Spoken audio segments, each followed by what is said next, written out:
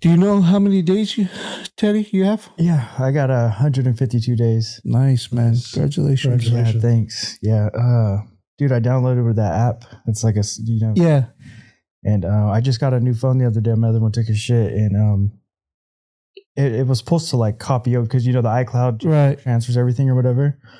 But then when I went to hit the I Am Sober app or whatever, it wanted me to redo all of it. I'm like, fuck. And then it starts asking like, when's your sobriety date? And I don't that's the whole point. Yeah. The reason why I got it in the first place. I don't remember none of that shit. But good thing my wife did though. Oh, good. So she's kind of like, I got to redo it or whatever. Yeah. I'm like, what the fuck? That's the whole reason I got the app. Keep track of that shit for me. I know. Yeah, that's what I like about it. Now that I've got 570, I think 79 or 80, 580 days, something like that. Wow. But because I don't look at it every day. When in the first 9 months, I was looking at it every day, and I would feel okay. I don't know. It just felt like it wasn't moving. The time wasn't moving fast enough. Like I would look and it would just say a week, 2 weeks, a month, and then, so eventually it got to a point where I wasn't, just like anything else. I just wasn't looking at it all the time, except for when I go to meetings. Did you take an 18-month tag? No, I did not. No, I have 18 months, but I have not taken the matter of fact, the I Am Sober app, every time I open it keeps telling me 18 months because it wants me to review the 18 months. And so I just hit not now. Well, congratulations on the 18 months. Yeah, thank you. Yeah, I never thought that I would have 150 something days, let alone, is this the longest period you've been sober? Yeah.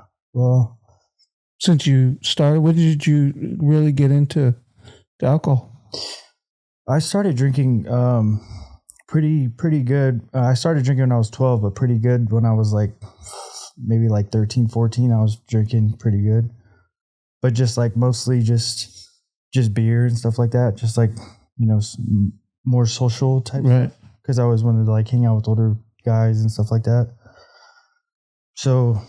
Yeah, I was about 13, 14 when I really started drinking and smoking weed. Yeah. Pretty heavily.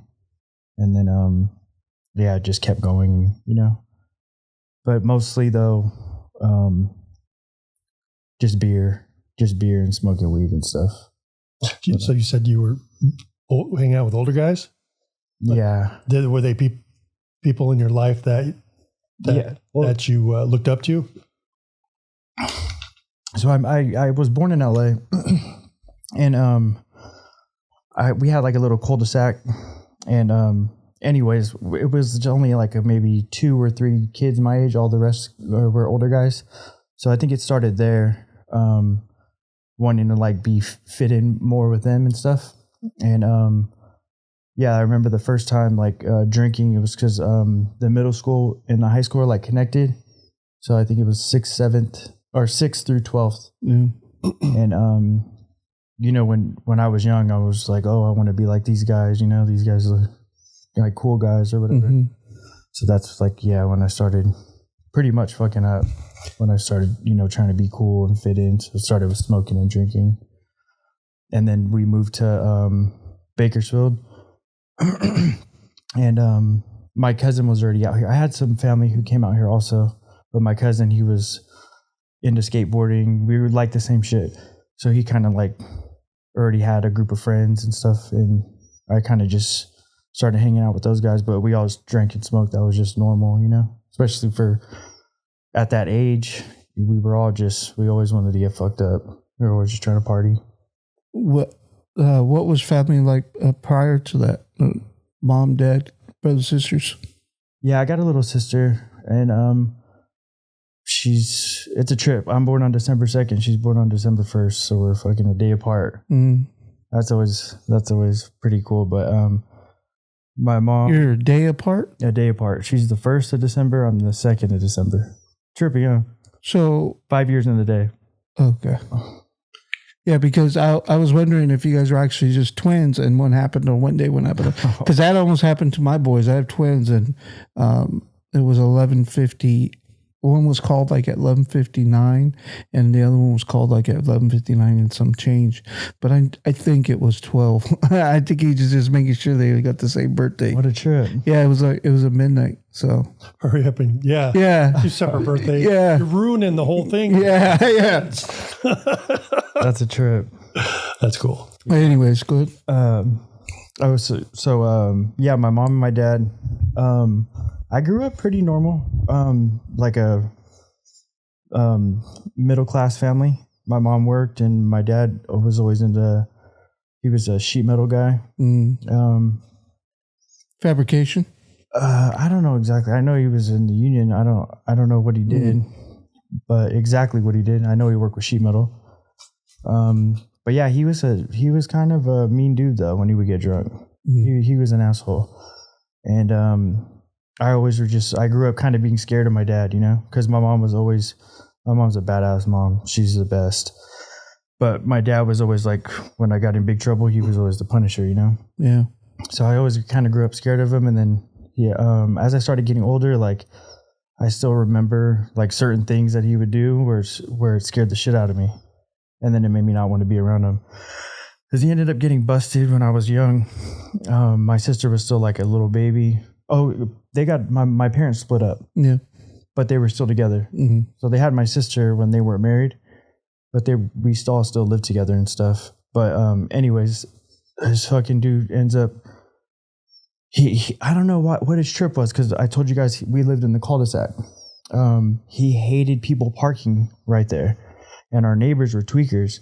So these fucking dudes had cars for days.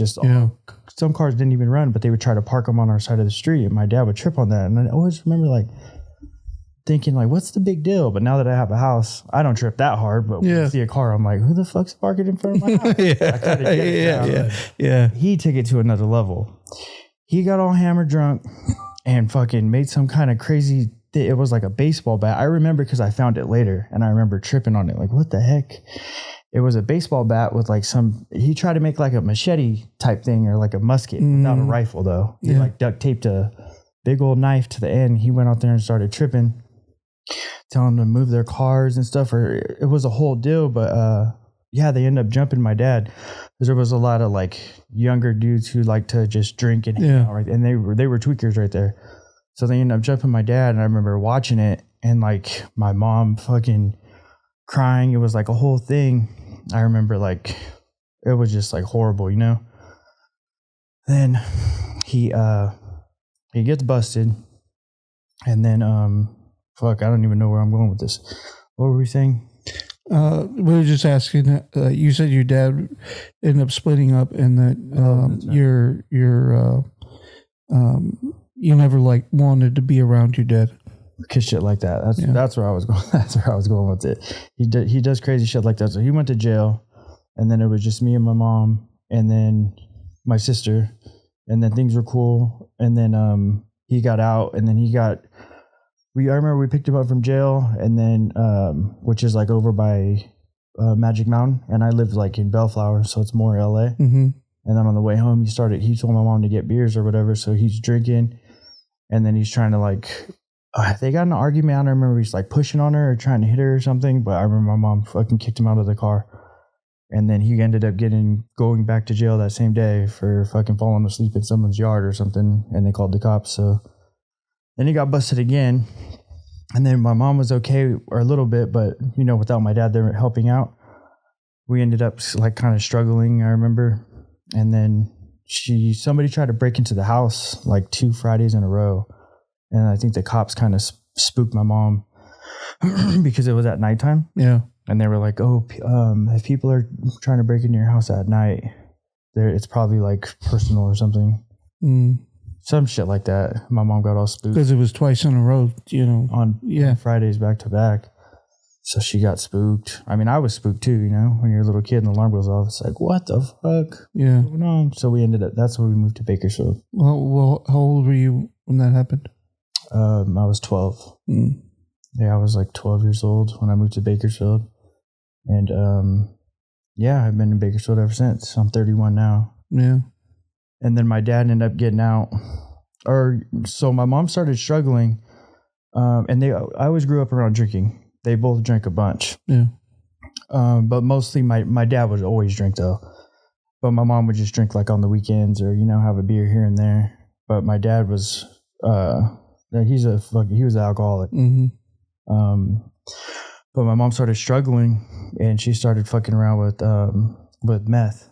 And then we sold the house. And at the time she got a lot of money for that house in LA. And then, so when we moved to Bakersfield, we had a nice house, a cool house, dude. We had a pool, had a freaking big yard. It was like by Norris. Yeah. Badass house. But my mom got all strung out on meth and she ended up quitting her job and all kinds of stuff. And then when we moved out here, she didn't have any work. She didn't line anything up. So we lost it within like a year. And then my dad got out and then he followed us out here. And then he was trying to make it, fix things with my mom. And then, one day, I hear shit going on in the kitchen or something. And, my mom was trying to kick out my dad because he was drinking or acting up. And I remember because I saw him hit my mom before, but I was always young. Yeah. You know what I mean? So it's just telling he cry most. Yeah. You can't do this anything. Time I was 12 or 13. And I remember this time my mom was trying to kick him out and they were in the living room by the front door and he fucking grabbed my mom and tried to push her against up almost. Yeah. And then I was I kind of panicked, but I was yelling, crying and shit, but I was pushing him off of him and then he just left. And that was the last time that they tried to work things out, And I think I was 13 when that happened.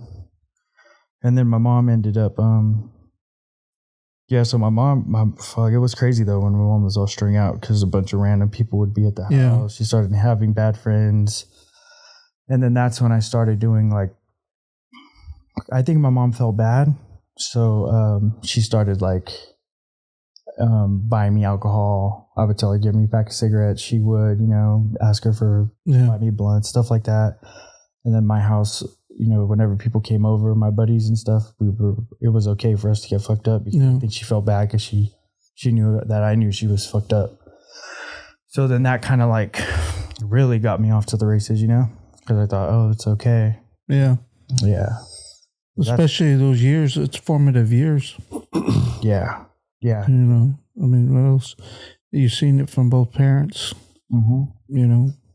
When did you realize that it had become an issue?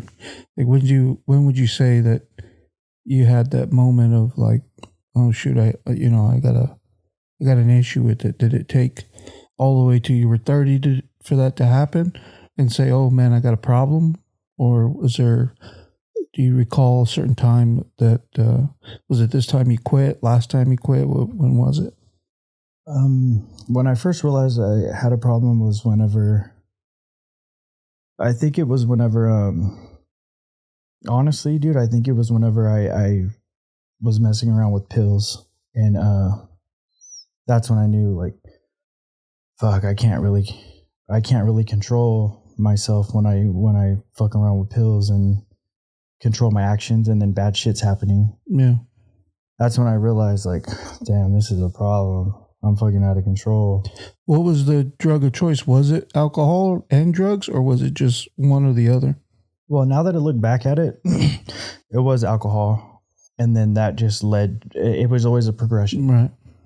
So when I was drinking, it was alcohol. But then when I was smoking weed, it was weed.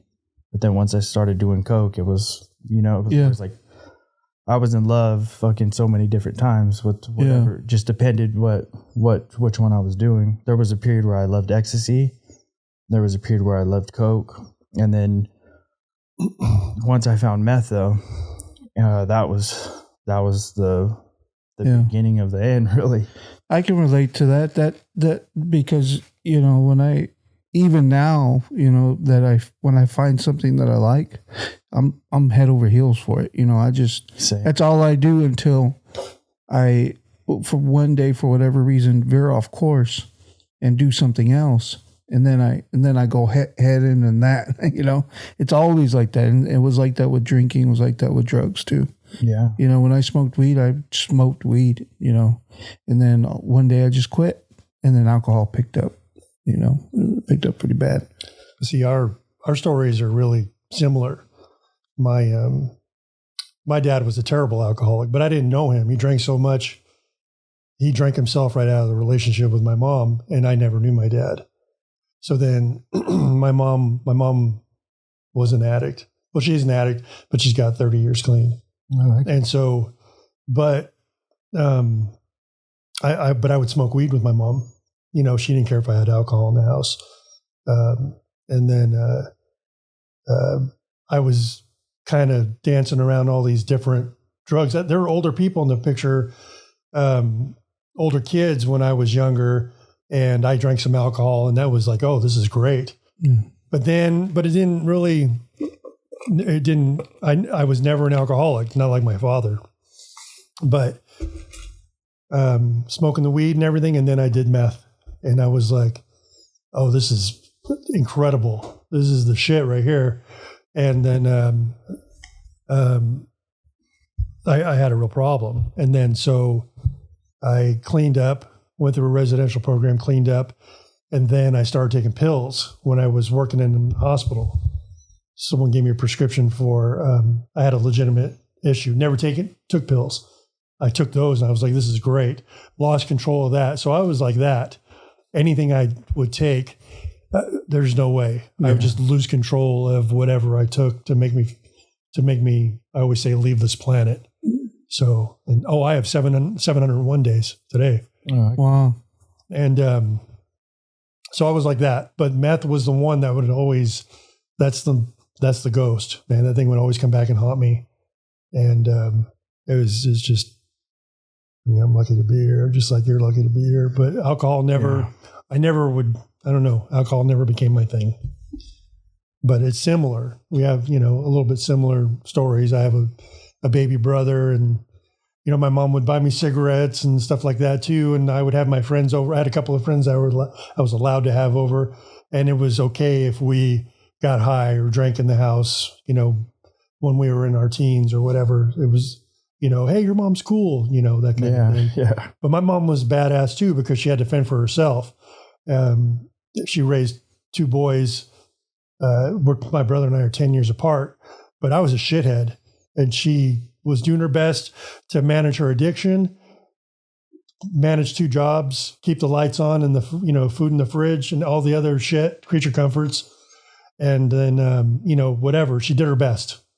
I can't blame her, because she just got caught up. I didn't know she was hung up on meth.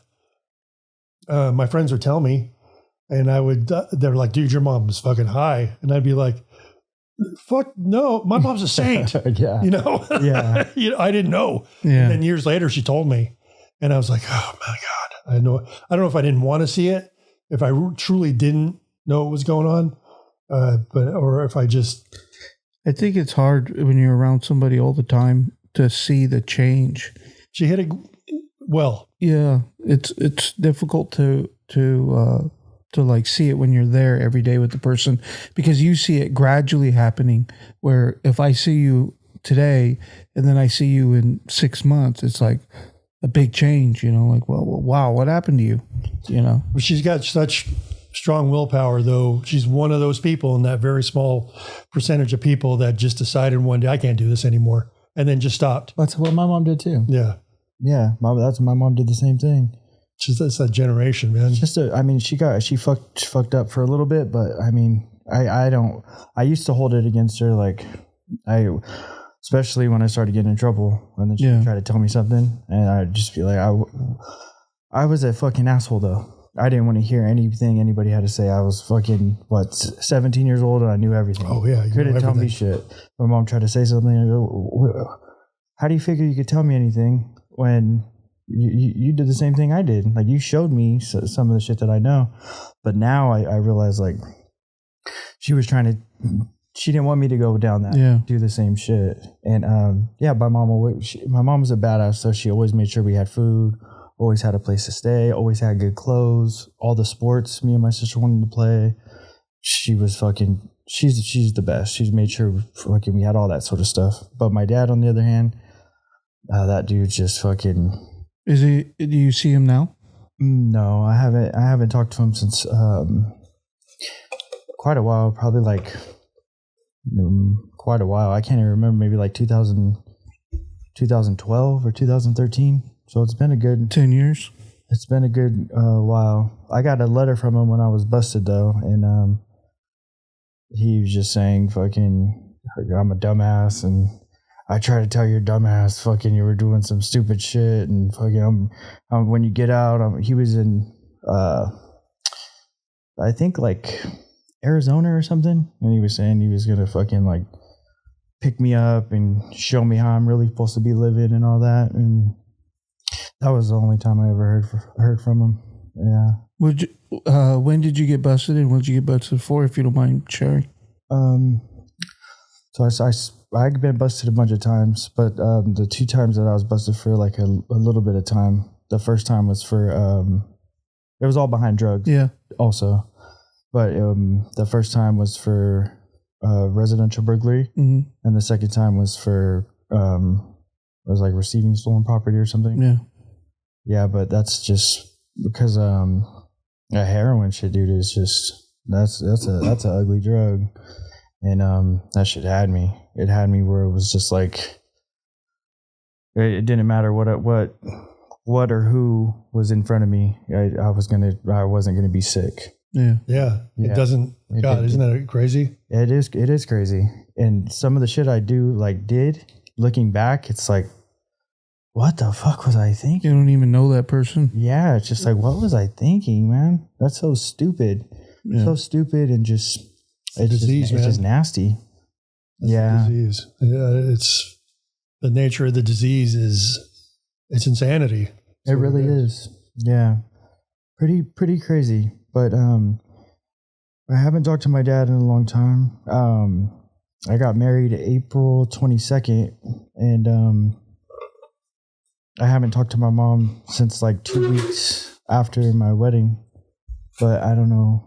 I don't really know why, or I don't really know what happened, because that's whenever I was still drinking a bunch. So I ended up getting out the second time in 2019, and I was like, okay, I know I'm not gonna go back to prison. That sucks, dude. I'm not going. I'm just wasting my life. How long did you do? The second time I did like a little over 2 years. The first time I was in prison, I did like a year. And I said, okay, I'm gonna do something different. And I was doing good, you know. I got healthy again because I was all nasty and stuff from doing heroin and meth.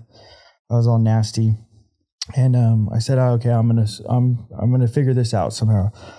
So I didn't fuck around or whatever, but I started drinking, and fuck, dude, come to find out, drinking is fucking. Out of all the shit I've done, drinking is the worst, bro. It hands down is the worst. And I started just abusing the heck out of drinking. And alcohol for me was crazy. It was really crazy because I would do stupid shit but not remember it. Yeah. At least with drugs, I would know what I was doing. With alcohol, though, it's like, fuck, I would wake up and I would just be like, holy shit, look at my face. Face is all marked up, and I'm like, what the fuck happened? And she's just like, my wife now, she'd be like, you're fucking acting up again. You're over there trying to fucking fight those homeless people, because I used to live downtown. Yeah. And I turned in my dad, bro. Yeah. Without even realizing it, but not with the cars, but with their tent, you know? Yeah. And I would fucking start acting up with them, like, get the fuck out of here. You know what I mean? Don't be fucking, I would start tripping in my mind thinking that like they're eyeballing my pad, or, you know? Yeah, I remember you telling, you sharing with me that you get angry when you get drunk, and that you always just want to fight. And I don't see that at all with you. And you know, I couldn't see that, and I still don't. You know, I still don't see that you're that type of person. You know, you just seem like a real genuine guy. I was just telling Chris on the way over here. You know, seemed like a real genuine, sweet guy. I can't imagine you in that form. Yeah, it's pretty ridiculous. And that's just those are just like little things when I would try to fight, the people or whatever. But it was just so crazy to me that I had no fucking memory of that. And I know I did it because like obviously there's evidence that I did it of marks on my face, knuckles all fucked up, and I'm just like, what the fuck? Like I have no freaking recollection. And I'm just, and then some, it gets to the point where it got to the point where I just waking up and the first thing I'm doing, I'm just like staring at my wife now, just staring at her until she wakes up, and then, waiting to see if she's like, hey babe, morning, or if she just like, just like, oh fuck, to see what happened. Yeah. So that the alcohol turned into heroin for me. It was just like, it was just normal. Nobody's tripping. If you just go to the store, you come back with a little bottle, or it's okay. No worries. And I don't talk to anybody, I got a handful of friends that I still talk to. But the people that I was hanging around with were mostly like my wife's family and stuff. They don't really know my background. So at like the social gatherings, there's a abundance of booze and alcohol. They don't know that I fucking used to struggle with heroin and meth. Yeah. So I'm fucking right there pounding, and they're just like thinking it's cool and shit. And, I didn't know that was going to be my new thing. That was going to be the fucking, my next heroin, So what do you do, or what's the main thing that you see that you got to do so that you don't become, infatuated, for lack of a better word right now that I could think of, but where you have that desire to do something like alcohol or drugs? What's the key to you staying sober? Well, at least in the 150 something days you have. I've been pretty lucky as to where I am now. My wife told me, you're just going to fucking fix this. And if you don't, then that's it. And, this is it, but she said, I'm willing to give you a fresh start and a clean slate if you just get your shit right. So I'm pretty lucky as far as that. I had to just really want to do it. Yeah. And I was at a point where it was just like this. So I ended up fucking drinking, and I got blackout drunk, and I ended up overdosing on fentanyl. I'm pretty sure I remember like little bits and pieces of trying to go to where I used to hang out and find heroin, but I ended up finding fentanyl, and I thought, this ain't shit, Yeah. And they fucking knocked me down, sat me down. They saved me, but they said I was out for like 3 minutes or something like that. And damn, man, you're lucky to be alive. Yeah, absolutely. And that's what did it for me. Was like, I don't know what it was, dude, but that wasn't the first time I overdosed. That was the fourth time I overdosed, but this time something just clicked. Something just clicked, and I just said, I don't want to do this anymore. And I know it's because of drinking. And my wife said, you get a clean slate. She said, you're going to have to go to like a treatment center or like an outpatient program of some sort. Yeah. And that's what I did. I just the first week was really hard. I was like seeing shit from not drinking. Yeah, hallucinations. It was the worst kick I ever went through. It was horrible. I thought I was going insane. I think I shared with you, I ended up at Good Samaritan. Yeah. And I shit you not, this was so real to me that I acted on it. I heard like people fucking coming for me in the freaking air vents, and they had me all hooked up to like IVs and stuff. And it was so real to me that I thought they were coming to kill me. So I'm taking the thing and I start like hitting the roof, walking down the hall, and I guess I was trying to kill those people. I remember that, but I finally went to bed, and the next day I woke up and I was like walking in the hall, looking, I'm like, what the heck? And then it was all still there. I was like, I really did that. That happened to me too. I hallucinated when I was in the hospital. this was not this time I got sober, but it was another time, and I was in the hospital for pancreatitis, and so they said I was hallucinating because I don't remember what happened. I don't remember. I remember bits and pieces. Like I remember getting there at the hospital. I remember them putting IVs in me, and I was just sitting there. They were putting, and I remember the IVs made me, I had use the bathroom a bunch. So I just remember walking to the bathroom because I was in the hallway. I was just sitting down in the emergency room, back in the back, but sitting down in the hallway. They didn't have me in a bed. And so they put me there, and I remember going back and forth to the bathroom, but I woke up the next day, and they said, "Oh yeah, that I guess I used a bathroom all over myself and all over down the hall, and I was spreading it around." And I was like, I don't remember any of it. Any of it, none of it. Thank God. Alcohol. Yeah, That's crazy because like the first time I ever saw anything major like that in the hospital, when I was working in the hospital, I assumed it was something drug related. like PCP or something. Yeah. And they're all, no, this guy is a lifelong alcoholic. And I was like, he was shitting everywhere. And I was like, oh, alcohol? Seriously? They're all, oh yeah, you never seen anything like this? I was like, I had no idea that it could get this bad. And they're like, oh yeah, it's terrible. That's when the doctor said, it's worse than heroin when people come off alcohol. Heck yeah. It definitely is. That was the worst shit that I ever been through because it was so real. All the things that I was like hearing, I was like really hearing, you know what I mean? If that makes any sense. Like It's as if me and you were talking right now. Well, when I was doing meth and I was up for a week, I mean, I would, start tripping a little bit, but I never, went into a full on, psychosis, a full blown. No, I would just be like, all right, it's time to go to sleep.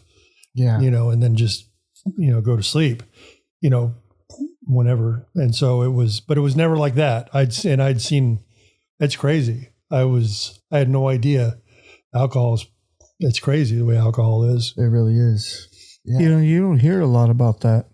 Now that you're bringing it up, it's actually something that I hardly ever talk about, or I don't hear about, those hallucinations that I had. And I don't think about them because they knocked me out. They put me to sleep, and, cleaned me up, got me in bed. I woke up next morning feeling great because they had given me medication and all that had passed. But they said I was not gone, but I was asleep, knocked out for like 18 hours or something like that. I was like, what day is it? Oh, wow. Yeah. So I laugh about it now, but I shouldn't because it really scared my wife, scared my parents. They were calling, and it was during the middle of COVID, and they were trying to find out, what was going on with me, and all the doctor had was bad news. It was pretty rough. I didn't realize that till I got out of the hospital, and then I talked to my wife and, my parents and stuff. But yeah, it's a nasty drug. Yeah, it's toxic, and it's different, I think, than drugs because of the way it alters your whole body, the chemistry, and then your brain and everything. And people that drink over a long period of time, it just completely changes everything in your body. Yeah, I know one thing that stuck out to me in the outpatient program is that Vince used to say it all the time that, and Lisa, the emotion, our emotional state, or how we're developed in emotions, when we start to drink, it stops. That emotional growth, I guess you can say, it stops. So if you start drinking at a young age, that's where it stays. Once you get out of drinking and you quit, if that happens for you, you start right back at where you took that first drink, or when it got rough. But yeah, that really stuck out to me when they would say that. I would like, wow, that makes sense. People that I know that have drank, for long periods of time, their emotional, their emotions always get the best of them. Yeah. I know mine did, and I'm sure that's why you got in a lot of fights. Oh I yeah. think it was just like, heck yeah. Just didn't know how to handle emotions. Yeah. Pretty much. And just fucking bottled everything up but just used that as an excuse to, take it out on those poor homeless people who are already fucking fucked off, sleeping in tents. I'd have to go fucking make their life more worse or, not any better than the situation they're already in. But, that situation that happened the last time I overdosed, that's what really did it. And I'm so glad that my wife she's badass, dude. She's stuck with me the whole time. And, because like how you said, you can't see that in me. And, not a lot of people have saw that in me, but she saw the worst of the worst. Yeah. But she's also saw, me whenever I am sober, however long it was in the morning before I started getting all twisted off. And I'm so glad that she stuck around, because I don't know where I would be or if I'd even be here if it wasn't for her and my stepdaughter. And I decided to go to the outpatient program, and that really saved my life. As far as like, it was me though saying like, no matter what, this is it, dude. This is ridiculous. This is I'm gonna die. And I think I shared to you before. I'm scared to die. Yeah, and that's what's keeping me sober. Is I've never fucking like on the cusp of death, but I never actually died. So I'm scared of that because I never done it. Like going to jail, I was scared, but then once I did it, it's like, oh well, I'll be all right. I could. Yeah, you do learn your program and you move on. Yeah. Same thing with like, losing everything. Like I've been homeless. I've been at the bottom of the bottom, homeless. Out here running in and out of stores like a freaking dummy to go get high. Like it's so weird how it's not weird. It's fucking crazy how your body will adapt and adjust to certain things, situations. Yeah. But I always like push things to the limits and stuff. And once I did it once, I was like, oh, this is bad, but it's not that bad. Let me see what this is like. Oh, this is bad, and it kept going. But death, dude, I'm not ashamed or like afraid to say I'm scared to die. I don't want to die. I mean, not at a young age, not at 31, and then to leave and people not being able to fix any of the things that I did over the past 20 years, and I leave, and then people say well, he was still alive. I thought he died fucking a long time ago, or something like that. And that scares me, and I'm scared of that, man. So whatever I have to do, I'm gonna do. But the first step was just to get through that first week. Yeah, and I was able to do that, and I don't. It's not like a miracle or anything. But I haven't had any cravings or like triggers or nothing like that. I don't know if there's some kind of like fucking, like I said, scientific miracle or something, but I'm telling you, something in my brain just clicked, dude. And it was just like, that's it. So I've been attending still the outpatient stuff, and I locked in a couple people's numbers and try to like, just be a good person, and always be that person that, my wife deserves me to be, and the person that I know I am. And so far it's been working, man. I've just been staying busy and keeping like connected with people, and definitely I'm really vocal about stuff. Like if I feel a certain way, where I think I'm going to be in some kind of danger or something, I'll say it, like, I got to go, or I'm not going there, or this ain't cool, and that's been working for me so far. So I don't want to change anything I've been doing. I'm just going to keep on trying to keep doing that. And the time that you spend in locked up, were you able to stay clean when you were in there? The second time I did, but I did mess around a couple of times with drinking, and a couple times with meth for, I'd say, like the first year. With the second year, they moved me to a different spot, and I didn't mess around for that year at all. And yeah, everything was good, man. But like I said, it was just getting out and messing around with alcohol. Yeah.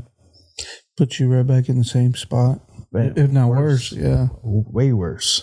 Yeah.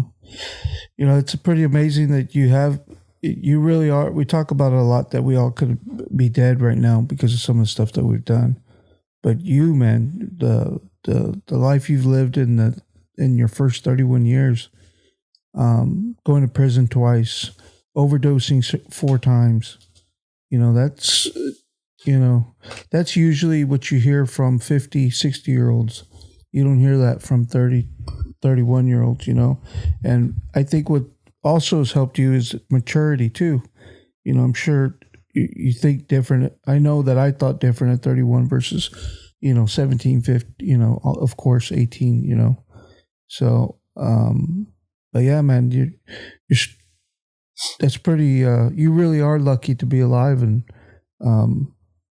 I'm glad that you have something to, whatever it is, if it's being afraid of death, if it's because you love your wife and you don't want to leave her, if it's because you don't want to hurt anybody, whatever it is, just hang on to it so that way you can stay the course. Because, yeah, you're needed somewhere. There has to be, right? Yeah. Because I'm not a really like a big religious guy. I'm a spiritual guy, though. I know there's something there that is the reason why I'm alive, and I just don't know exactly what it is yet. But so I was so stoked to hear about whenever you said you did the podcast. I was like, maybe somebody will hear my story or something, and they say, I don't have to go as far as this dude went. Yeah. Because that's the whole goal, right? Yeah. Just to... You have to give it back. You can't keep it. Man. And it was, for me, I know it was hard to... Because I started going to like, what is it called? Like rehabs and treatment centers and stuff since I was like 19. But I didn't want that. For me, it was just like, I was still real young, and it was just like, okay, I know if I go here though, my mom will still help me out as long as, I'm showing some kind of effort. But I go to these places and I would just abuse the whole facility, Yeah. I would manipulate everything, and I would still be getting high in there. Yeah. I would still be just doing my thing, but just in a different setting. And it's just because I didn't want it.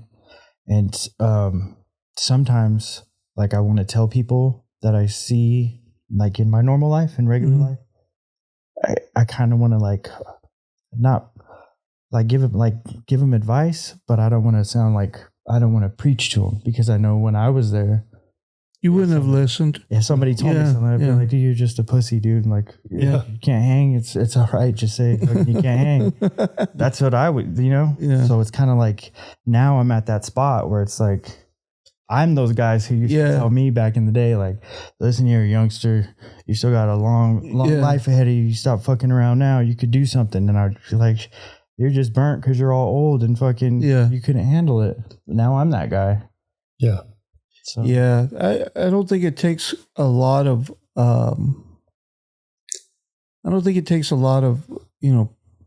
preaching, because nobody's going to listen to preaching anyways. Right. I think your actions, that coined term that's cliche, actions speak louder than words.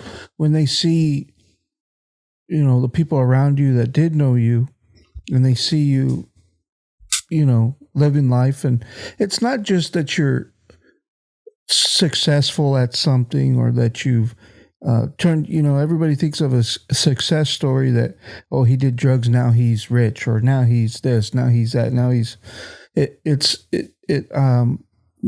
for me, it's showing people how happy I am, just showing them how I'm able to live. And it's not even intentionally, it's just because I am genuinely happy. I really want to be, I want to live. I get excited for the day. And so when people see that in you, you don't have to say anything. You know, you just live your life and be good, you know, to whoever, you know, whatever you come across. You know, they see how you handle situations, and that affects them more than anything you would ever tell them. You know, are you similar to what, you know, his, are you afraid of death?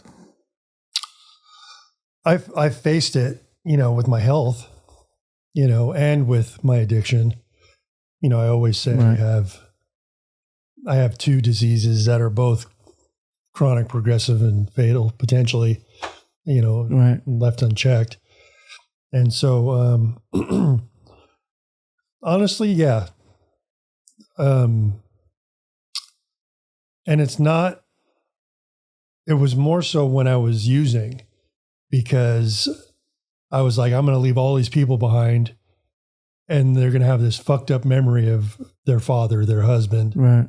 and and it's going to just be miserable. And that's the legacy I'm going to leave behind. And I was afraid of that also because I do believe in heaven and hell. Right. And I believe that if I died in my addiction, I would go straight to hell. That's me, you know. I'm not religious though. I am spiritual though, but I do believe that.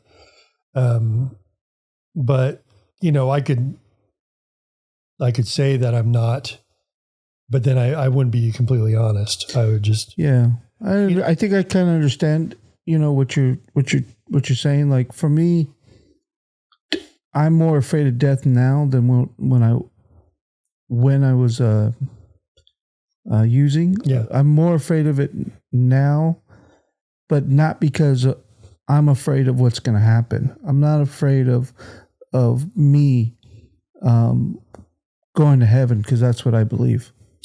but What I am afraid of is who's going to raise my kids. right. I'm afraid of how are they going to be, you know, who's going to sleep with my wife, Yes. you know, who's going to, you know, all that stuff, leaving them behind. Not so much that they'll, well, I guess, that they'll miss me, but what the effect that they'll have on them.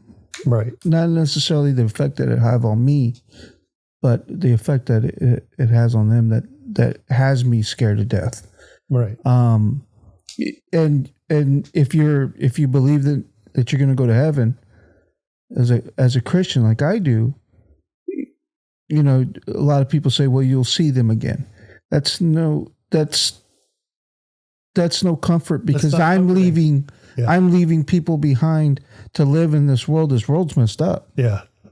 You know, and them to face it on their own, and they're not going to learn the way that I want them to learn, or they're not going to, you know, I want them to be raised a certain way. I want them to have certain values and morals, and I don't want them to be abused by a stepdad, by a boyfriend. You know, I don't want, you know, and some of that is worst case scenario, but you know, there's little things too. I just don't want them to be here by themselves. I share that completely with you. Yeah. And I would think, because my wife is amazing too. She is November 1st will be married 26 years, and she is a perfect person. Mm-hmm. And she's a normal person. She's a normie. She didn't do drugs or anything. And then she married this dude, and I started fucking up, and she didn't understand. All she knew was I had her, and she always wanted to be there, but then she was getting sick of it. And then I was like, I'm going to leave. And with the health thing too, my addiction would just be like, oh, well, this one's going to kill me. This one might kill me. Yeah. It's like putting that, you know, playing Russian roulette. Right. But, and I'd always see her face and the face of the kids. You know, I had my three kids, and I would always see their faces, you know, flash. And it was always real heavy on my conscience, but I would always manage to put that out of my head somehow for a minute. And so I always thought, I'm going to leave this this beautiful person alone. And then all those things she's going to, find all those wonderful things she was looking for in me and some other guy, some other man that could give it to her. And all the other stuff that you're mentioning. And it just, I think it gets to me more now. Yeah, that's what I was saying. Yeah. I think that's why. I think that's what you. Yeah. 100%. It gets to me more now. Like now, I feel like I got to hurry up and get stuff done because death is gonna come. Inevitably, right? But also, like you said, Teddy, you said that you want to be sober no matter what for yourself. Yeah. That's incredible. That is, there's a lot of people, and I guess it sounds good to say, well, I got a kid. I want to get clean for my kid. And I think they really do mean it. Yeah. But, you have to want to be sober no matter what. What happens when if your wife gets sick and she passes, then are you going to, because if she's the one that's keeping you sober and now she's gone. Then what's keeping you sober? Yeah. What's keeping you sober? Yeah. So, that was the question. Remember that question I brought up? My wife said to me when I first started recovery, she said, well, if you didn't have the kids and if you didn't have me and the kids in the house with you, you'd probably still be using. And at first I was like, no, I'm doing good. I'm getting my shit together. And then later on, I was like, when we can finally talk on a real level, I was like, you're 100% right. You guys really, because all the times I would relapse over the years, I would put the brakes on my addiction because of something that was involved, something with them. My wife was getting upset or whatever. I'd be like, okay, but it was for them. It was never for me. And so that's what he was saying. That's what you were saying. You got to do it for me. And, but that was the question. Yeah. I would have been, because if not, you would have at least extended it. I would have. Yeah. And I am here now. This is where I'm supposed to be. Right. So, yeah, it's hard to say what could have been, because I'm not going to trip on it. And it doesn't even matter. Yeah. It doesn't matter. Mm-hmm. I have a question for you. Yeah. What do you think you can add to what you have already, keeping yourself together in your recovery? What do you think you could add to that to add some layers of protection? Great question. Yeah, there's probably a lot. I still do attend the outpatient and stuff. I go about once a week. But really that's all I've been doing. But I do got buddies who are sober, that I met through the outpatient that I talked to. But that's it. So I'm sure there's a ton of more stuff that I could be doing,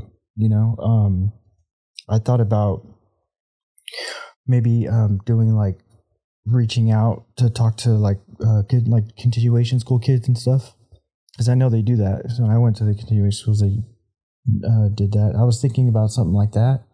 Just get involved with trying to help like the youth, try to guide them, or not guide them, but just like you guys said, just tell them what I went through, and tell them where I'm at now, and let them sort of, do they want to do that, or do they want to keep doing what they're doing? I think that would be cool. But also just getting more in like fellowship stuff. I think that would be good. But since I got this new job, man, I've been really busy. But I do have the weekends off, so I could always make more time. But right now, it just seems like this is working. Saturdays, my outpatient stuff. Yeah. And sometimes Thursdays. Sometimes, yeah. Yeah. But I still like to play a lot of sports. I've been skateboarding my whole life, so I still skateboard and stuff like that. And I got a lot of time to spend with my stepdaughter and my wife. She always has something planned. Like tomorrow, she's doing this something at the house. It was supposed to be just a pumpkin carving thing, but now it turned into like a pumpkin carving / birthday party. So I don't know. I'm going to be helping her around there. But there's always stuff going on like that where it's just just being busy. And that's really been the key for me, is just being busy. And I never really had like a career sort of job. This is my first career sort of job that I got through a buddy that I met through the freaking program, through the outpatient program. And do you like it? I love it. I love it. It's a little sketchy sometimes because it's like it's an oil field stuff. It's on an oil rig. So it's pretty high. I work in the derrick at the top. It's pretty high up there, and sometimes it's windy. Or get there in the morning, early in the morning, it's all wet. But I love that shit though. I love it, and it actually feels like, oh yeah, this is fucking. Yeah, when you lay your head down at night, it you look back at your day and you go, oh okay, yeah, you're okay with it. Yeah, as opposed to when you were using, you weren't okay with your day. Yeah. Yeah, so I'm like you said, dude, I'm happy. This is the happiest that I've been in since I could remember. Probably since I was a little kid playing football. You know, just running around playing football just on the street with all your friends. This is probably the happiest I've been since then. And it's all because I stopped drinking, stopped doing drugs. I'm present. I could actually just be myself, and you know, the only thing that I think is I struggle with a lot is the past stuff. Just thinking, you know, sometimes I start going down that rabbit hole, like, what if I made a left where I made a right? Or, you know, remember I was telling you guys I went to a bunch of those treatment centers and stuff? Mm-hmm. What would have happened if I would have just fucking listened the first go around instead of, you know, waiting till the 20th one? And that sort of shit is the only thing that sometimes discourages me. You are right. What he said, you are right where you are, where you need to be. You know, that's not, you know, it's hard. I think that the 12-step program might help you with that, because in the 4th step, you deal with a lot of that. You start to jot some of that down. And that's what I was getting at, kind of hidden in my question that I asked you, you know, a little bit deeper, finding out about yourself. Because I found out so much about myself in that step work, and having a sponsor has been I never wanted a sponsor. I never wanted to tell who's now one of my best friends. And when I go down that rabbit hole, I'll call this guy and he'll talk me off my ledge, or he'll help me he'll redirect me, you know, that kind of thing. A guy you can pick up your cell phone if you're even on the job site and say, hey man, I've got some shitty thoughts in my head, you know, it would always be there. So that's what I was getting at. You know, I'm not trying to. The other thing that you could use into, not so deep as what he was saying, but the happiness that you said that you feel with that job, and it wouldn't have happened if you were drinking, you keep that in your back pocket. Yes. Because when you do feel, for me, when I feel like, when the thought comes up like the drink would be nice, first thing I think of is, man, it's 2 things. One, how bad it was right before I quit. And 2, how happy I am. How my life has grown. You know, I mean, me and my wife's relationship is through the roof. We've been married. We'll be married 20 years in May. You know, my kids, you know, I went to Calm today. Yeah. You know, I would have gone, but I probably would have said, you know what, I got to go to the bathroom real quick, and taken the shooters out of my socks and sat there and jot them down. Or, you know what, let's stop real quick so I can get whatever. It's just, everything revolved around it. I wouldn't have been able to enjoy that.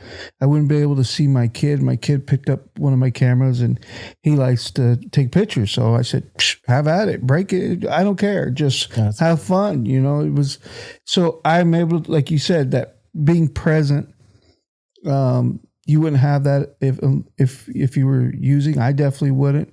So, you know, that's something to keep, you know, hold on to that. Remember that. So that way you can, when something does happen, because that that drink is always there waiting. You know, you can always go back to it, and sometimes it's enticing, or the drugs or whatever. You know, so just remember, always have that on you. You know. Yeah, heck yeah, yeah. That's something else that you can put. The idea for me, and I think he was alluding to it a little bit as well, is putting what can I put in front of me before I have to use. So the sponsors in front of you, they're just tools. They're just weapons. tools or weapons to create that barrier. And when it's thick, you have a bunch of different things in between it. It's harder to get to it. You know, having accountability. You know, all those things. You know, it's now if I were to drink, it's difficult for me to drink. Oh, it would suck to relapse now. Yeah. It would just be even though I have no, Yeah. it would take a lot. Yeah. And it would, I don't know. I can't even think about it because it's just not there. Yeah. But I struggle because I can't work anymore. I'm on disability and I can't drive. All the manly things I like to do. I like providing for my family. I love that. I love to drive. I can't do that. You've got some good shit in your life, man. That, you know, you got a woman, you could look at her. It sounds like she loves you, man. Yeah. But I don't even know why she's still with me. She really loves me. Like it doesn't get any better than that. Yeah. I don't. And my stepdaughter, she fucking loves me so much, you know, and just hearing that there's nothing better than a child's laughter. Yeah. That's the best. And when, you know, I actually have time and I'm not just letting her talk to me and not listening or Right. attention. I'm actually listening to her, and she's fucking making me laugh and I'm making her laugh, and we're not doing nothing but what we're doing now. Yeah. And she's having a blast and I'm having a blast. It's those little things that are just like, you know, I remember like, dude, I would have never been doing this if I was still fucking drinking. Yeah. Those little things can be big weapons, man. They're just pure moments. Yeah. You know, they're untainted. Mm-hmm. There's no regrets. Yeah. You know, there's no consequence, bad consequence no bad to it. consequences. Yeah. Everything else we did had a bad consequence to it. Oh yeah, heck yeah.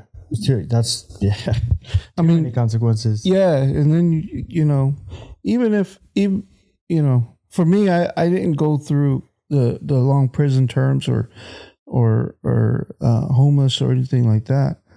But I remember, you know, waking up and or going to bed and being this overwhelming anxiety of, you know, it's basically what it came down to is I can't get my shit together. I can't stop drinking, you know, and then everything else was blowing up around it. So it was just bad.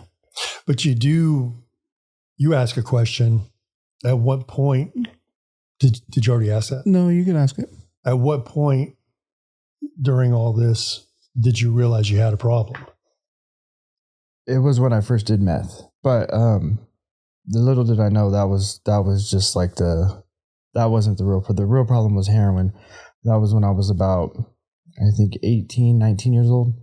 I started selling Oxycontin, and so what happened? Oh, I got all drunk. There it goes back to alcohol. I got all drunk, and the guy was my friend who would buy pills off me. And I remember being at his house. I guess I got all hammered and passed out, and I woke up, and first thing I did was look how many pills I had left, and I was missing like 4 or 5 of them. And I'm like, hey, I'm missing like 4 pills. Like, what happened? He's like, oh, yeah, we were smoking last night. I was like, we were smoking? He's like, yeah, you fucking got all drunk and said you wanted to fucking smoke and stuff. He was like, we were smoking. And then I was like, fuck, man. In my mind, I'm thinking like, but I don't remember how it was. So in my mind at the time, I remember being like, well, fuck it. I already did it. I might as well do it now to see, you know, get the full effect of it. And then It's crazy how our minds work. like that's what I'm saying. It's like now I look back and I laugh at it because it's like it's so fucking crazy. It's comical. It's like what? That don't even sound right. Yeah, you tried it again because you didn't remember it. But that was my thought process. Yeah. It was like, of course, I already did it. Yeah. So I was smoking that, and turns out I loved it. Who would have thought, right? Just like every other drug I did, I fucking loved it. And I ended up smoking the rest of the pills I had, and then I kept doing Oxycontins, and then it started getting hard to get those, and they started making something else. But anyways, I got sick.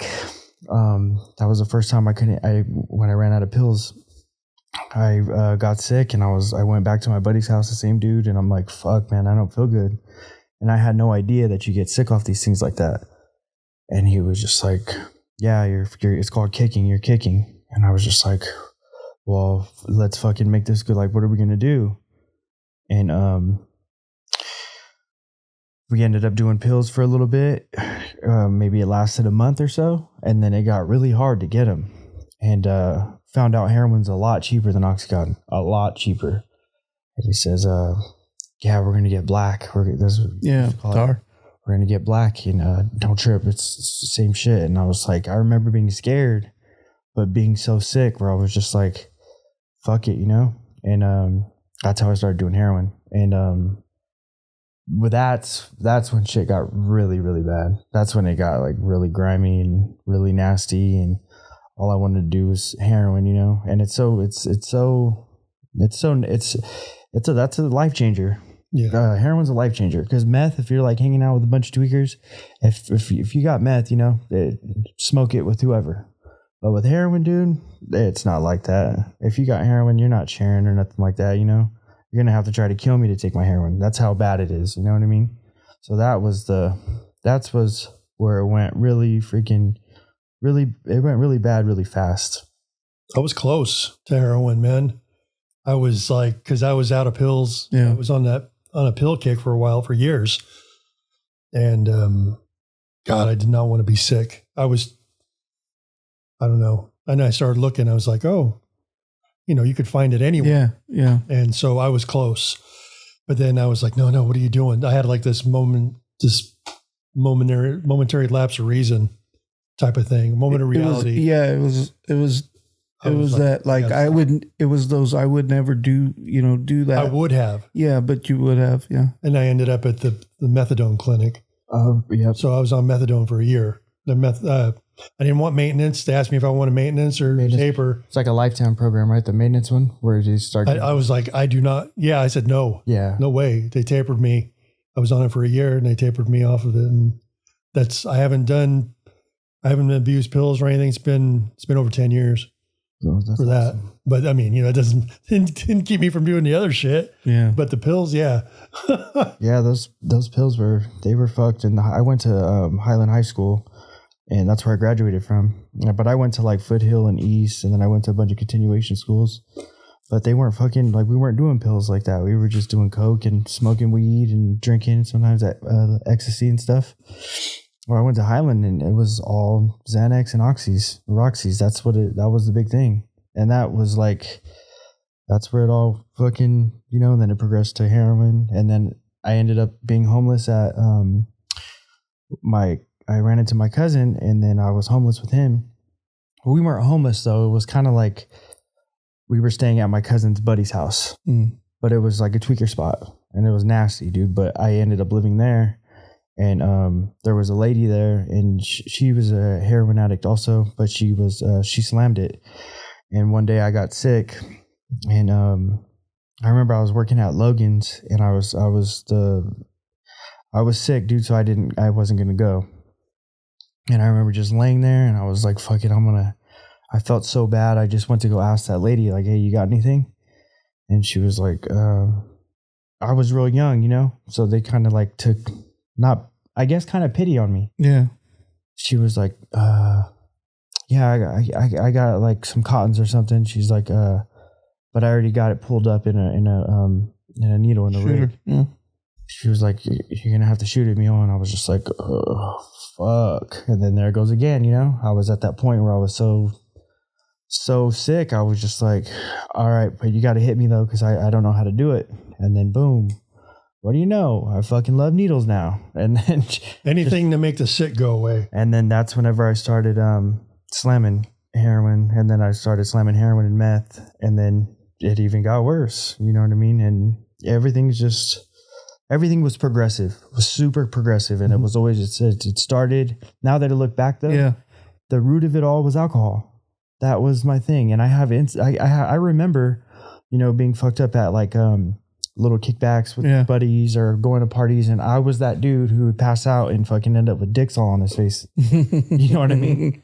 And I thought like the markers at the time, bro, was and at the time it was like oh, it's just funny, fucking. But I look back and it's just like, what the fuck? That's one of those comical things. Like, why would you keep doing that? You know what I mean? That's not funny, bro. They were like, they were just being assholes. They were making fun of you. Why did you think that was okay? Why did you allow yourself to keep doing that? But it was just because, like we talk about before, through outpatient and stuff, they talk about it's just like the wiring is different for certain people. Yeah. I happen to be one of those people who, dude, I get addicted to shit that other people don't. Like now it's a fucking energy drink and cigarettes. I don't even want to smoke a cigarette, and I'll fucking smoke a cigarette and use the same cigarette to light another one type shit. And I drink Red Bulls and coffees, and it's like, why? I don't know why, but those consequences though aren't as serious as the other consequences, so it's okay. Yeah. But now I'm trying to figure out how to just get, because I only got 5 months sober now. Yeah. That's great. It's a good start, but great. I mean, I'm just trying to like same how that shit progressed with everything. I'm just trying to figure out how do I do that, just, like how you said, what could I do to improve, like, what'd you say, my sobriety or like my... Yeah, what could you add to your program to... That's what I'm trying to get to. You need to add to your toolkit. I need to fucking progress. Yeah. That way I could maintain this, because I know that I'm just one drink away from dying, and I'm not ready to die. I don't want to die, and I want to be there for my wife and my daughter, and the only thing that's that everything's going great and I am happy, but the only thing that's fucked is my relationship with my mother, because I fucking just drug her through hell. My poor mom, man, she wants me to, I think any mother wants, or any father, is just for what they want their kids just to be okay, just to be happy, just to be okay, and just to be, that they're going to be fine. And my mom, I haven't talked to her since I stopped drinking, and my mom saw me all fucked off too plenty of times, and I haven't talked to her. We don't have a relationship, and that's what's like, hopefully one day I get to fix that, and she comes back around, she gives me another shot. But I just want my mom to know, like, your son is fine, your son's gonna be all right, like, whenever she's not old, or she's old but she's not that old, but whenever she does go, I want my mom to go peacefully, and like, because my sister's badass, dude. She's a teacher, and she graduated with her master's and all that. I've always been the idiot, dummy, fuck up, so she's always worried about me a lot. But when it's time for my mom to, finally go, I want her to go feeling like she did her shit as a mom, and, she could be proud and say, my kids are good kids, and they're good humans, and they're going to be fine, and she could just go and just rest easy. But right now, I don't talk to her, so as far as she knows, who knows? She probably might think I'm still fucking smacking fists of vodka right now. Have you tried to contact her? Yeah, I did. It was her birthday, but I just threw together a little birthday card and just dropped it off. She only lives down the street from me. I just put it in her mailbox, and that's how I know she's really fucking, up to here with me, because she would have responded like, what are you doing at my house, or shit like that. She didn't say anything. So those are the things I gotta look forward to, is like, hopefully one day getting that relationship back with my mom. My sister too, I don't talk to my sister, and all you got is family. But I still have my wife, still got my stepdaughter. Yeah. And that's the most important thing to me is, you see with friends, you see friends come and go. Yeah. People come and go. But it's just like moms, though. Like, yeah, different with my mom. I always want to have that relationship with her. Yeah, you should try to reach out again. And maybe something has changed, because eventually she's gonna notice it. But I think you have to keep just trying trying to reach out to her, and hopefully she'll see that, and maybe it will take a year, maybe it take a couple of years, but just know that you'll get that relationship back as long as you stay clean. It's another thing to put in the way of drinking. Mm-hmm. Another tool. Look, I want my mom to know that I'm okay, when she passes, because that's what, that's the reason why I don't want to pass. That's what we just talked about. Yeah. Is because I don't want my kids to be alone and to be, I don't know if they're going to be okay or not. Right. They're young, and even if they're older, I still don't, I want to know that they're okay. So I'm sure she has that too, but I'm sure her being an addict has an understanding too, and hopefully, maybe she'll see this. Does she talk to people that you guys talk to the same people? Does she know? No. Okay. I was going to say, I got a really big family too, but they all are all addicts and alcoholics, so nobody really talks. Kind of all dislike each other. But just live your life, man. That's all I can do. Living amends. Yeah, just live your life as if she knows what's going on in your life. Did you what would you tell your that 11-year-old, 12-year-old self before you started using drugs? Looking back now, or even when you were using drugs, but a time when you were happy, what would you, and that first struggle came along, or, you really wanted to use, or you tried something, what would you, if you could talk to yourself back then, what would you tell yourself? Like before I started using? Yeah. What life lessons would you give them? That's a hard one. There's a lot, but I know the first one, the biggest one for me would definitely be it's okay to be myself, just love myself, and it's okay to be who you are. Don't try to be someone else that you're not, because it's just, you're gonna end up lying, and that's what happened. I tried to get caught up in something that wasn't me, and then it just ended up turning into a big old snowball. Yeah. I would say just love myself, be true to yourself, and don't be so fucking hard-headed. Fucking listen to people who actually, there were so many people along the way who actually tried to help me. I would tell myself, listen to those guys or women. There was a good mix of both.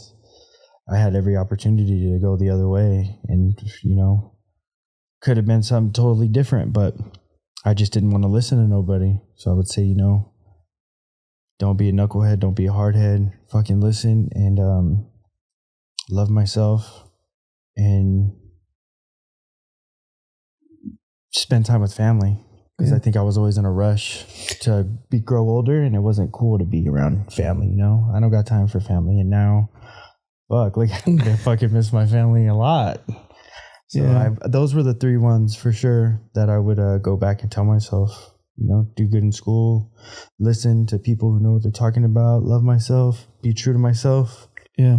And those are all the things that I'm, doing now. Yeah. That I could have done a long time ago, but it's never too late, Yeah. Better late than never. Well, if you're alive, it's never too late. You have the opportunity every day. And I think that's why we only have 24 hours. Can you imagine if we were always on? We have to have a beginning and an end to the day. And, but you are doing it now. I don't ask that question because you're you're a big mess up at all. I asked that question just to gain insight, and I want you to know that you are doing it. At least that's what I see. You're doing it, man. You are doing what your mom wanted. So whether she knows it or not, because she's upset with you, well, it'll be up to her to forgive you, but you need to work on yourself to forgive yourself for all those things. Yeah. Forgive yourself so that way you can be free of it. And at that point, I think you have in a way already, but you'll save yourself the resentment or the those flashbacks of when you, like you said, you still think about those times that you messed up, and own it, know that you did it, take responsibility for it, and those things are not real. Become a part of your life. Yeah, they're gone. Yeah. Because I still have those moments, stuff that I forgot or I thought I forgot. Yeah, and then you remember. And I'll just be all, God damn, man. I'll think of something and then I'll be like, I'll talk if it's something that I need to talk to my wife about, I'll talk to her about it, and because I'm not afraid to talk to her anymore about that stuff, and so it'll become you won't be so hard on yourself. Those things will become easier to deal with, and then I heard a member at one of the meetings I went to. He said, yeah, these days I make much better mistakes. He just yeah. So I was like, that's great. Yeah, perfect. Yeah. Well, yeah. I mean, it's like I don't know. I guess in the lightest example, it's like going down the road and being okay with being pulled over, by a cop. You're just like, okay, so what? I got nothing on me. You can't do nothing to me. Like, but yeah, it's just, yeah. I just got my, it's funny you said that. I just got my license back. Did you? Bought a little truck. Nice. That's great. Now it's like I could drive. That's what I mean. Like, those are the things that are happening because you are sober. Oh, dude, 100%. Yeah. 100%. And I'm so happy. Like, even whenever I didn't have a license, I would still drive even though I wasn't supposed to. And I would get so scared. Yeah. It's an ugly feeling, You should share, if you're open to it, you should share some more of your story when we're in those groups together. Yeah. I was telling Chris though, like when I get around a lot of people, I kind of freeze up, and it's kind of like get uncomfortable. And even when they go just to when I go to share, just a little something, it's hard for me to talk. Bro. I get all sweaty. Yeah, it's just I get uncomfortable when it's just like a few dudes though, and especially like people I feel close to. It's real easy for me to open up. Yeah, when you do share that stuff, that is stuff that will help. You'll help somebody. Yeah. Yeah, you have I've had a lot of people now, it's the podcast's been on for about a year now, and I think I have 20 something episodes, but, from all walks of life, young and old, different backgrounds, different everything, come from rich families, don't come from rich families, come from dirt poor, and, guys that have served time, and done some pretty bad stuff, and your story, man, is probably one of the best ones I've heard. For you to be here today. Yeah, I'm really lucky to be here. That's for sure. And I do want to try to share more. I just need to maybe get more. Yeah. Just get more comfortable, I guess. Break that. Be yourself, be yourself, and, you'll do it in your own way and you'll find time. I'm not saying you have to do it. I'm just saying that, that could be a way that you are helping somebody else, because it does feel good when you help somebody and they say, man, when somebody comes up to me and they say, Sam, that really resonated with me. And I'm like, really? I was just, you know what I mean? Like I was just saying whatever, but everything I try to say, I try to be truthful in it, 100% honest with what I'm talking about, and then that way, if it helps somebody, it helps somebody. If not, I'm not doing it for them though. I'm doing it for myself. I'm doing it because I need to get it off my chest. I can't keep secrets. I keep secrets, they build up in resentments, and it becomes a problem. Make me sick. Yeah. You're just sick of your secrets. Yeah. It feels good to be honest. Yeah. It feels really good to be honest. Yeah, that was one of the things that Ray Mel would always say, was the honesty part, was being 100% truthful. It's liberating. It is. It really is. Yeah. So. And you've got that, 5 months, you got the guy walking in on day 0. Yeah. And it's life or death. And he's like, there's nobody in this room that knows what I'm going through. And then he hears what you've got to say. And then everything changes. He's like, okay, well, maybe I'm in the right place. Yeah, because people, my rock bottom wasn't going to prison. My rock bottom wasn't, my rock bottom was what it was, but somebody else may have the same, similar, or I'm not going to, what I'm saying is my story is not going to resonate. It may not resonate with somebody who's gone through a lot more than I have, and you have. So I think it'll be beneficial, not just to them, but to you. It'll be a big help for you. You'll see the blessings in it. I don't know what it is. Well, I do know what it is. I believe that it's God. I believe that when we're in that room together, there's a spirit there. And everybody feels it. How many times have you been in a room and it's just like, wow, you come away thinking, and that's what that is. That's spirit.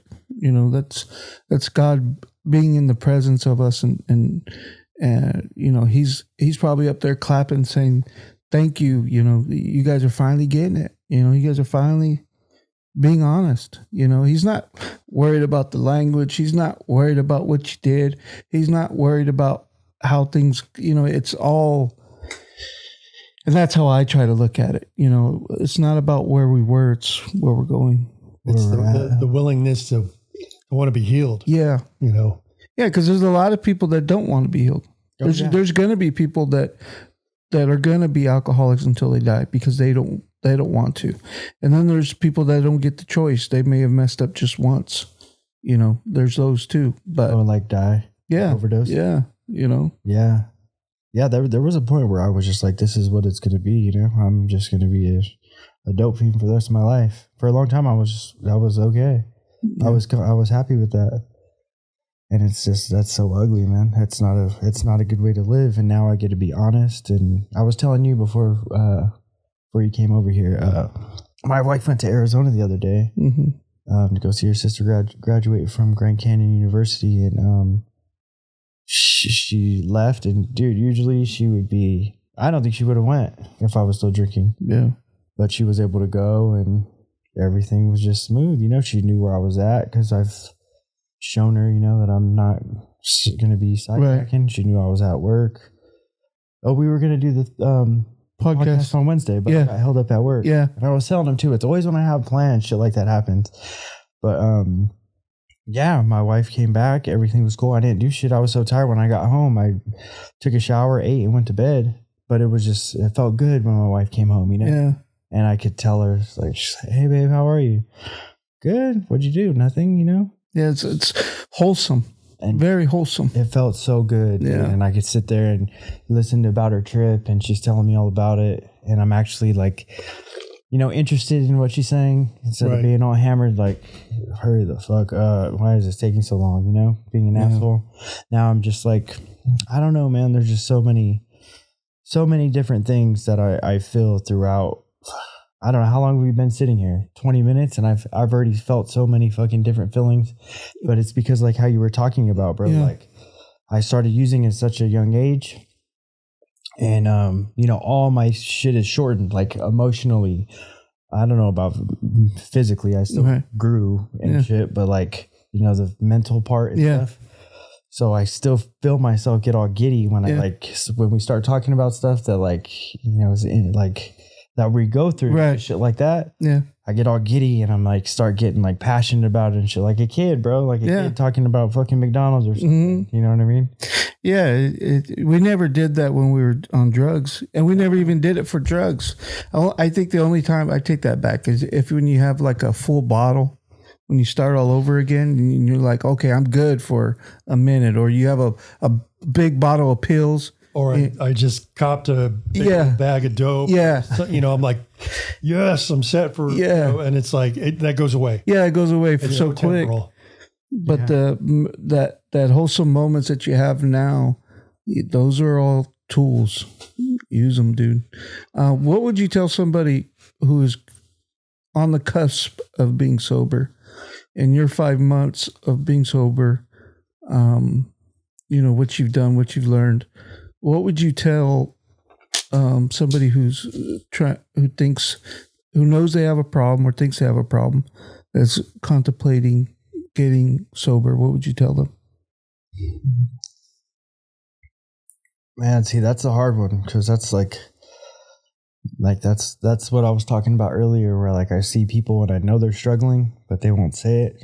Yeah. And I'm on that point where it's I want to tell them, but then I don't want to be that preachy guy, but I know where they're at, and you could almost see it.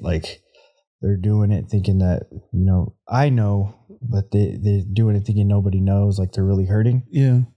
If somebody came up to me, I think, and because I'm pretty honest and open, when people ask me, a couple times I had a couple people say oh, do you want to drink? And I'll just say, no, I don't fuck around. Yeah. But if they ask me further, I'll go into detail why.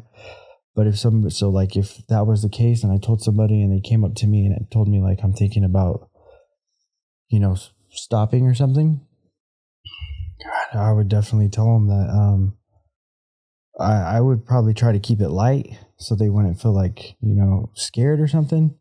I would probably just tell them, it's not, you're not going to fucking lose anything by going and listening to somebody, share, and maybe you'll hear something that you need to hear. And if you don't like it, go ahead and go back to what you were doing or whatever, but at least give it a shot. It's not going to hurt. Yeah, that's what Vince used to say. Vince used to say that, when people would get grumpy and, want to get upset with him because he said something honest or whatever, he would always say, you can always go back to the drink. It's always there. You can always have it. And I know that, regarding that question, I know that, anything you tell somebody, they're not going to listen. You can't get somebody to quit by telling them words in any form or fashion. I don't think you can. It has to be that awakening that you had, like I had eventually. I think that's why it requires a desperation. It requires that, you're so fed up, bottomed out, don't want to live like that no more, but you're gonna live because you have this, that, and other responsibilities, and people love you, and you have to figure out a way to live without it. You're right. There is a fear there. Yeah. People are afraid that, and you got to face it. Anybody that's slamming dope or smoking rock or doing whatever, they know they have a problem.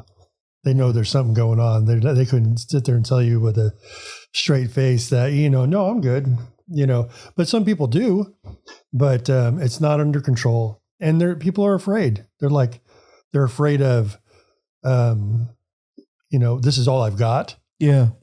They're afraid of, what if I can't do it? There's a lot of different things that scare the hell out of people about stopping. And I think that normies, right, people that don't, they don't know, they can't put themselves in that, they can't picture that. They're like, what's to be afraid of? Just stop. Yeah. It's like, you can't, it's not that, it's not like that. There's a lot of different variables of fear that is involved. That's why that's cool. Come in light. Yeah. Coming so hot and say, you need to do this. I did it. You need to do it. Nobody's going to listen to that. I know I didn't. When somebody told me, that just made me do it. Like I told you guys, dude. People used to tell me that stuff when I was younger, and I would go in to these places and stuff, and they would see me young, and they'd just be like, "Oh, youngster, man, you could do so much if you just get a hold on it now." And I would just, I should have fucking listened, but it wasn't. I just wasn't ready. Yeah, I didn't want to hear that ready. shit. Yeah. I was just like, it took what it took. yeah, you guys don't know what you guys are talking about. I'm gonna be fine. I know how to manipulate who I need to manipulate and play who I need to play to keep going like this and getting around everything, you know. And Till it gets too much. It is, dude. It's just like somebody wants to stop. For me, it was I had to absolutely want to stop, and there was no fucking piece in me that was like, maybe I could, it was all because I've done that before plenty of times, and that shit doesn't work. It didn't work, It's like I had to say, almost die. And that was like that last time I almost died. That was it. Your fourth time of almost dying. The fourth time, yeah. I got out and I overdosed when I got out. I relapsed maybe like since 2019. I relapsed maybe like 3 times. But the first time I relapsed, I went to this downtown and we were drinking. Or no, I was somewhere drinking and some shit happened, and I ended up back at this hotel, and you know how stupid this is, bro. It's so stupid. It's comical now. The lady that was there, she was like, "Oh, I'm gonna call this guy, and he's gonna bring all this coke and blah blah blah." And she was trying to talk to me like she was gonna show me how to do all this shit. And for some reason, it triggered me because I was drinking. I'm pretty sure, it made me mad. And I was like, what the fuck? I started thinking like, why? I was like, no, I'm going to show you something. And then that's when I made some calls or whatever. And I ended up getting heroin and relapsed in the bathroom. And that didn't do it for me. That's, you know what I mean? And the other time I relapsed, I freaking was, the people I was with, dude, I shot up too much. And we were driving and I had a bunch of dope on me, and they could have easily, I had just met them. They could have easily just pushed me out of the car, took my dope, and she said she ended up shooting me up with a bunch of crystal to bring me back. And she saved my life. It sounds retarded, but she saved my life because she shot me up with crystal meth. And another time I overdosed when I was really young. I was about like 13. I was a freshman in high school, and it's the first time I did crystal. I never knew you could overdose on crystal meth, but I think it was because I was drinking a lot. We were drinking a bunch, and I ended up smoking crystal for the first time. And I remember being in my buddy's front yard, and I was trying to like get in the car or something, and I just fell. And that didn't do it for me. And that was when I was like 13. But the last time, I think it was just because I think I was really close to actually dying. You know what I mean, when they said I fell out for so long, that's what did it, man. Just this fucking seriousness of it finally. Something finally clicked. I said, man, I don't know. I'm not saying it's a miracle or something. I don't know what it is. Oh, but I disagree with you. We got 3 miracles right here, man. Yeah. We're every day, man. Right? Yeah, that's true. It is. I'm not even, I can't. 100%. It is 100%. Yeah. I think that, just what Chris said, the way that, I don't know. I'm amazed by your story.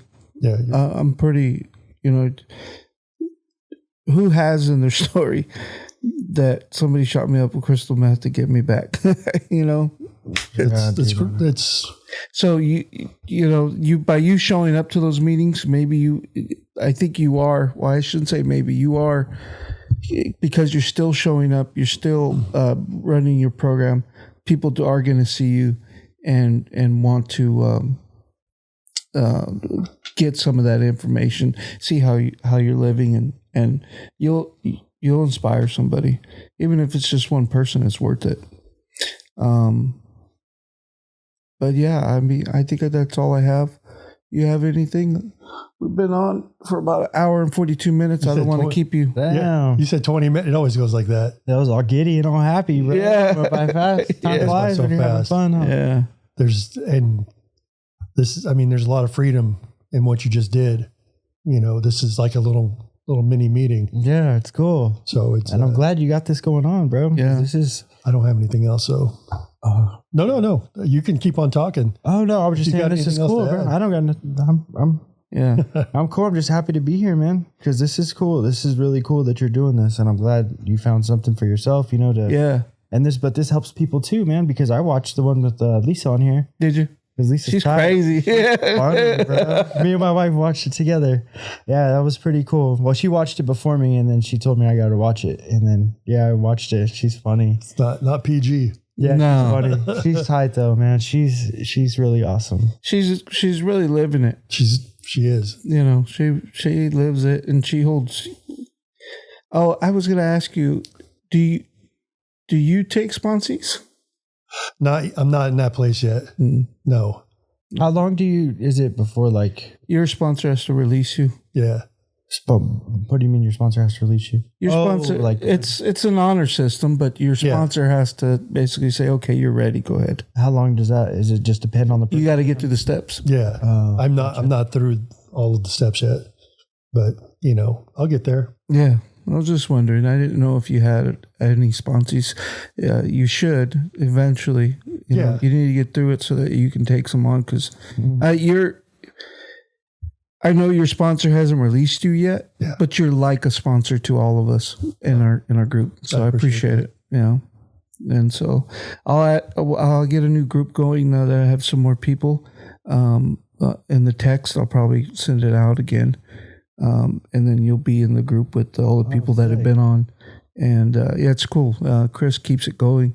He's kind of my moderator. He always puts up something, and it's always something that you need to hear. It's crazy how it works. Or somebody else will put something on there that you need to hear, and it's just like, wow.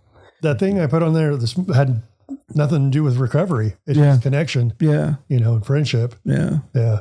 Yeah. So I appreciate it, Teddy. You have a good one, man. Awesome, man. Thank you guys. Right.